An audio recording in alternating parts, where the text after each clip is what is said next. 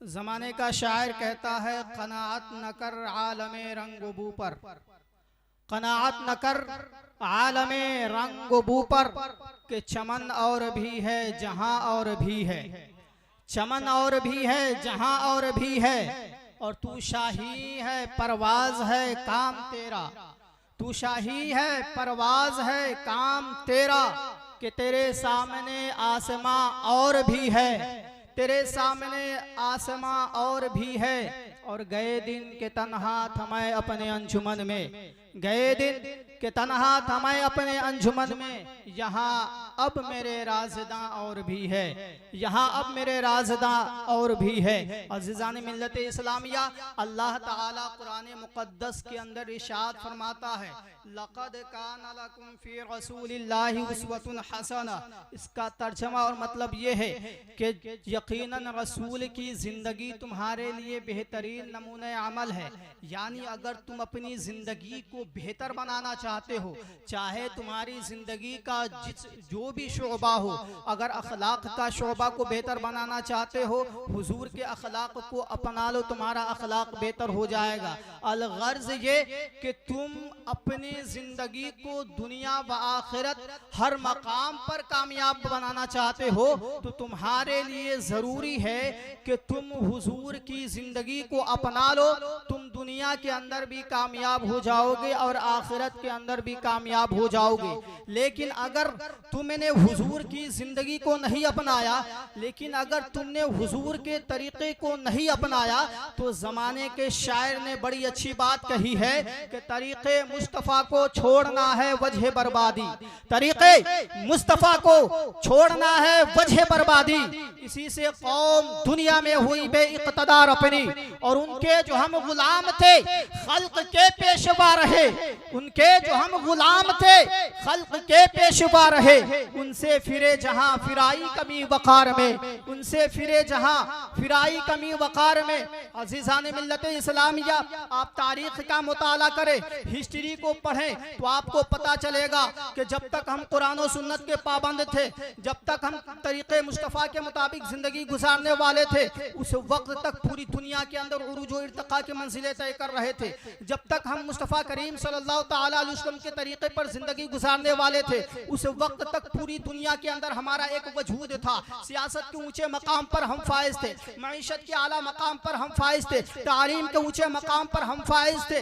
अलगर्ज ये कि हमने न सिर्फ कैसर और किसरा जैसी अजीम किलों को फतह किया, बल्कि जब तक हम कुरान और सुन्नत के पाबंद थे, जब तक हम इरशादात मुस्तफ़ा के मुताबिक जिंदगी गुजारने वाले थे, तारीख ये बताती है कि 3 बर्रे आसमों में 1 सदी तक हम मुसलमानों ने हुकूमत की है। ये कुरान और सुन्नत पर अमल का नतीजा था, ये इरशादात मुस्तफ़ा पर अमल का नतीजा था कि 3 बर्रे आसमों में 1 सदी तक हमने हुकूमत की है। लेकिन सोचने की बात यह है, समझने की बात यह है कि जिस मुसलमान के अंदर ये पावर थी, जिस मुसलमान के अंदर ये ताकत थी कि जिसने 3 बर्रे आज़मों पर एक ज़माने तक हुकूमत की है, आज वो मुसलमान ज़लील और रुस्वा होता हुआ नजर आ रहा है। आज वो मुसलमान तनज़्ज़ुली का शिकार होता हुआ नजर आ रहा है। आज सियासत में हमारा कोई वजूद नहीं है, आज माईशत में हमारा कोई वजूद नहीं है, आज क़ियादत में हमारा कोई वजूद नहीं है। आखिर वजह क्या है? वजह क्या है? आखिर वजह क्या है?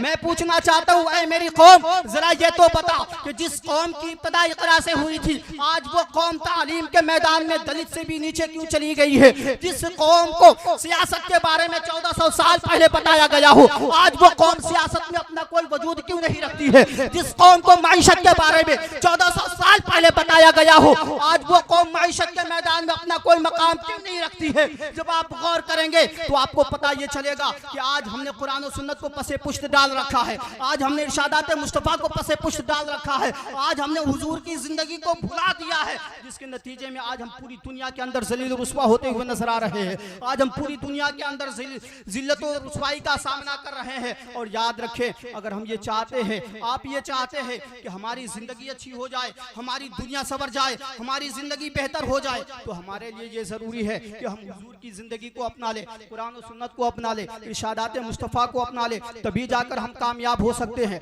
आप जानते हैं इल्म के बारे में हुजूर सैयद आलम सल्लल्लाहु तआला अलैहि वसल्लम ने क्या इरशाद फरमाया।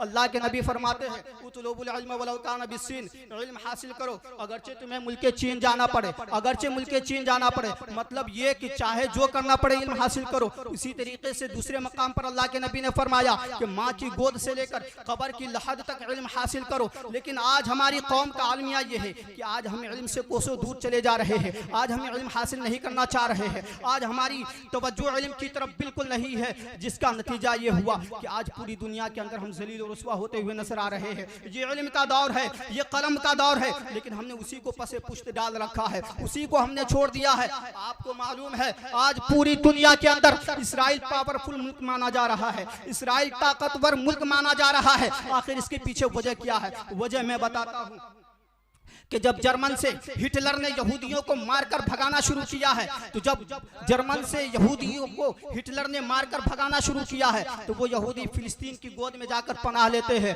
और जब पनाह काफी दिन ले लेते हैं, उनका शहर आबाद हो जाता है, तो उनके सामने एक बड़ा मसला पेश आता है कि हमारी कोई इबादत गाह होनी चाहिए। मीटिंग रखी जाती है और मीटिंग में ये बात तय की जाती है कि कुछ सालों तक पैसे जमा किए जाए, और जब बहुत सारे पैसे जमा हो जाए तो उन पैसों से अपनी इबादत गाह बना ली जाए, उन पैसों से अपनी इबादत गाह बना ली जाए। चुनांचे पैसे जमा किए जाते हैं, साल गुजर जाते हैं, जब साल गुजरने के बाद बहुत सारे पैसे जमा हो जाते हैं, फिर मीटिंग रखी जाती है, और उस मीटिंग में ये बात कही जाती है कि अब हमें अपनी इबादत गाह बना ली जाए। तो उस मीटिंग में एक मशवरे देने वाले ने कहा कि सुनिए, अगर आप आज इन पैसों से अपनी इबादत गाह बना लेते हैं तो इन पैसों के जरिए सिर्फ एक इबादत गाह बनेगी, लेकिन अगर आपने इन पैसों के जरिए अपने बच्चों के लिए स्कूल खोल दिया, अपने बच्चों के लिए कॉलेजेस खोल दिए, अपने बच्चों के तालीम का इंतजाम कर लिया, तो यकीन जानिए कि आपके बच्चे पढ़कर ऐसी हजारों बना सकते हैं, ऐसी हजारों इबादतगाहें बना सकते हैं। आज नतीजा हमारे सामने है कि आज पूरी दुनिया के अंदर अगर कोई पावरफुल मुल्क माना जा रहा है तो वो इसराइल है, इसराइल है। वजह क्या है? वजह यह है कि उन्होंने वक्त को समझा, हालात को भापा और हालात के मुताबिक जिंदगी गुजारना शुरू किया, हालात के मुताबिक काम किया, अपने बच्चों के फ्यूचर के बारे में सोचा। लेकिन आज हमारी कौम की जो हालत है, इसकी हालत के पीछे की वजह यह है, वजह यही है कि हमने तालीम को तवज्जो नहीं दिया है। आपको मैं एक तारीखी बात बताता हूँ कि जिस जमाने में ऑक्सफोर्ड यूनिवर्सिटी की बुनियाद रखी जा रही थी, आप जानते हैं जिस जमाने में ऑक्सफोर्ड यूनिवर्सिटी की बुनियाद रखी जा रही थी, उसी जमाने में हिंदुस्तान की धरती पर मुस्लिम बादशाहों के जरिए ताजमहल बनाए जा रहे थे। जिस जमाने में कैम्ब्रिज यूनिवर्सिटी की बुनियाद रखी जा रही थी, उसी जमाने में हिंदुस्तान की धरती पर मुस्लिम बादशाहों के जरिए लाल किले बनाए जा रहे थे। जिस जमाने में जापान के अंदर कॉलेजेस और यूनिवर्सिटियां कायम की जा रही थी, उसी जमाने में मुस्लिम बादशाहों के जरिए हिंदुस्तान की धरती पर कभी कुतुब मीनार बनाए जा रहे थे, कभी चार मीनार बनाए जा रहे थे। मैं पूछना ये चाहता हूँ, ऐ मेरी कौम, जिसका नजरिया ये हो, जिस कौम की फिक्र ये हो कि वो अपने बच्चों के लिए स्कूल ना बनाकर अजायब घर बना रहे हो, तो आप जरा ये बताएं उनके बच्चे कैसे तरक्की कर सकते हैं।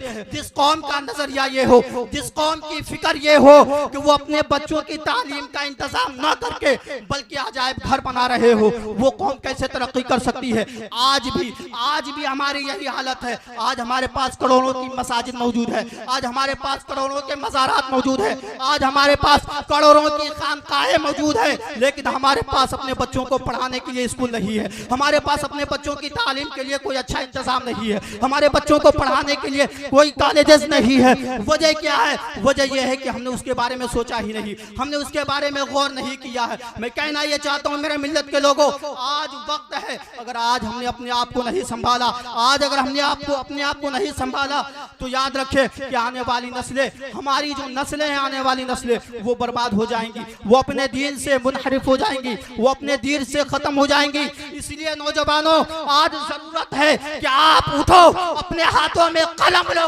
अपने हाथ में किताब लो और दुनिया के सामने डट कर ये कह दो कि हम बातिल से डरने वाले नहीं है, और पढ़ते रहो, इतना पढ़ो, इतना पढ़ो पढ़ते रहो यहाँ तक के मंजिल से आगे बढ़कर मंजिल तलाश कर। मिल जाए तुझको दरिया तो समंदर तलाश कर। और हर शीशा टूट जाता है पत्थर की चोट से, पत्थर भी टूट जाए वो शीशा तलाश कर। मेरा वक्त काफी ज्यादा हो गया है, मैं अपनी गुफ्तगू को खत्म करता हूँ बस इस शेर के साथ कि मेरे दामन में तो कांटों के सिवा कुछ भी नहीं, मेरे दामन में तो कांटों के सिवा कुछ भी नहीं, मगर आप फूलों के खरीदार नजर आते हैं, आप फूलों के खरीदार नजर आते हैं। वमा अलैना इल्लल बलाग।